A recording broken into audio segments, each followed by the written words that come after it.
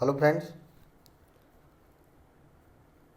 AEE automotive electrical and electronics chapter 3 આપણે last લેક્ચરની અંદર start કર્યું હતું ચાર્જિંગ સિસ્ટમ્સ.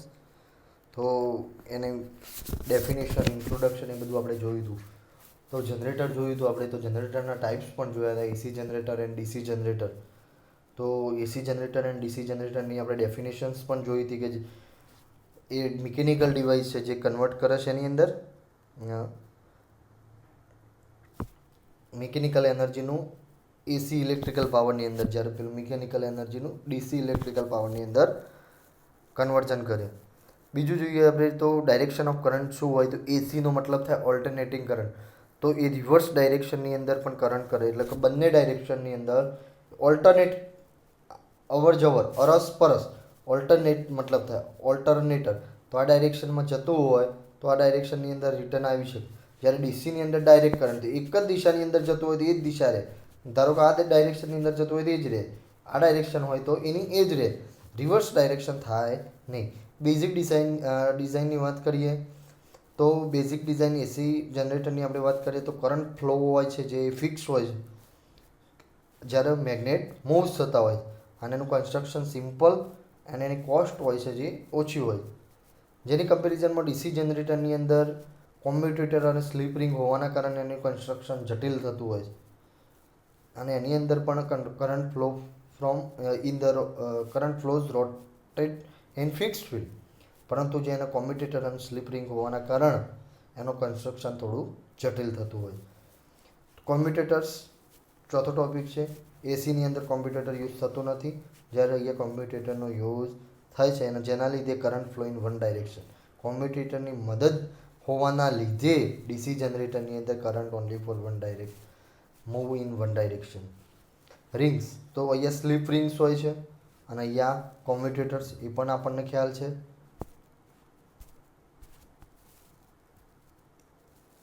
બીજું 6 નંબરનો ટોપિક આપણે જોઈએ શોર્ટ સર્કિટ પોસિબિલિટી. કોઈ જગ્યાએ શોર્ટ સર્કિટ થવાની શક્યતાઓ કેવી છે, તો બ્રશ હોવાના લીધે હાઈ એફિશિયન્સી હોય છે એસી જનરેટરની, એટલે કે શોર્ટ સર્કિટના ચાન્સીસ બહુ જ ઓછા હોય છે. જ્યારે ડીસી જનરેટરની અંદર બ્રશ અને કોમ્પ્યુટેટર્સ વિયર આઉટ ક્વિકલી, કે એનું ઘર્ષણ વધુ હોય છે બ્રશ અને કોમ્પ્યુટેટર્સનું, જેના લીધે સ્પાર્કિંગ અને શોર્ટ સર્કિટ થવાની શક્યતાઓ વધુ રહેતી હોય. એટલે કે એસી જનરેટરની કમ્પેરિઝનમાં ડીસી જનરેટર થોડુંક રિસ્કી છે.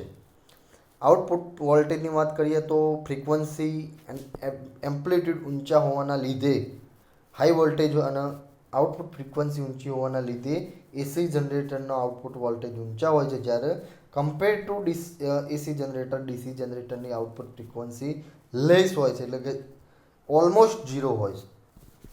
મેન્ટેનન્સની વાત કરીએ આપણે તો AC generator requires very little maintenance and are highly reliable.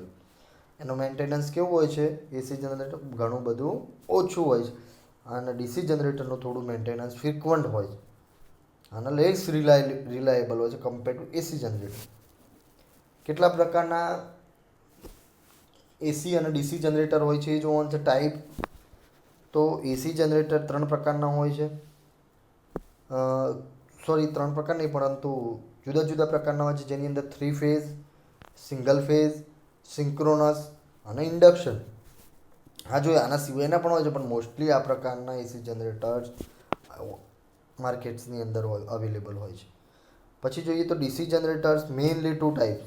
તો કયા કયા, તો સેપરેટલી એક્સાઇટેડ ડીસી જનરેટર અને સેલ્ફ એક્સાઇટેડ, કે પોતાની જાતે એક્સાઇટ થતા હોય, પોતાની જાતે ચુંબકીય ક્ષેત્ર ઉત્પન્ન કરતા હોય, અને કોઈના મદદથી સેપરેટલી એક્સાઇટેડ.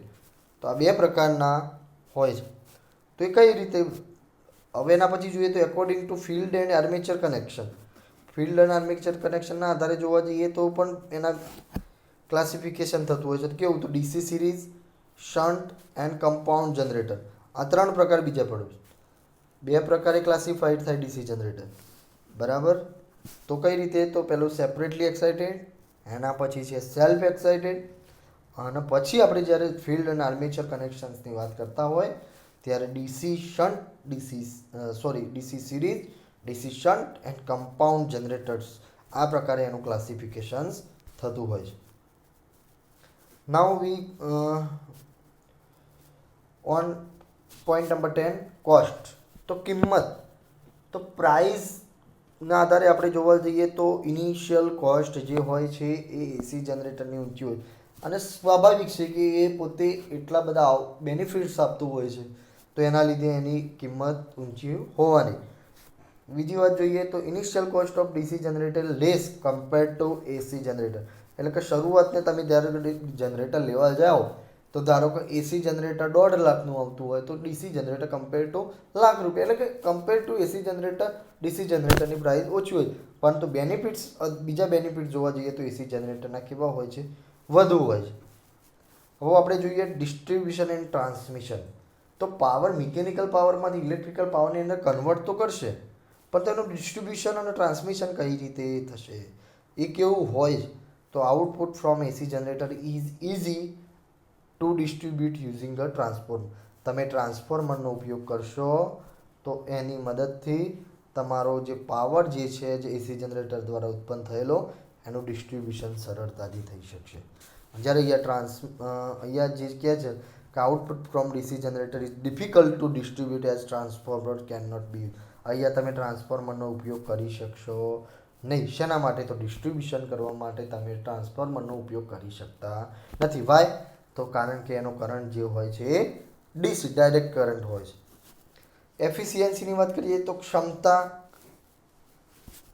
તો AC generator are very efficient as the energy losses are less.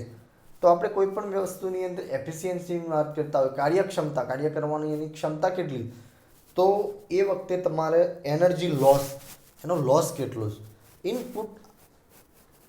Output by input, output by input એને એફિશિયન્સી કહેવાતી હોય. બરાબર? તો આઉટપુટમાં આપણે જોવા જઈએ આઉટપુટ કોને કહેવાય? તો ઇનપુટ માઇનસ લોસ, એને આઉટપુટ કહેવામાં આવતું હોય.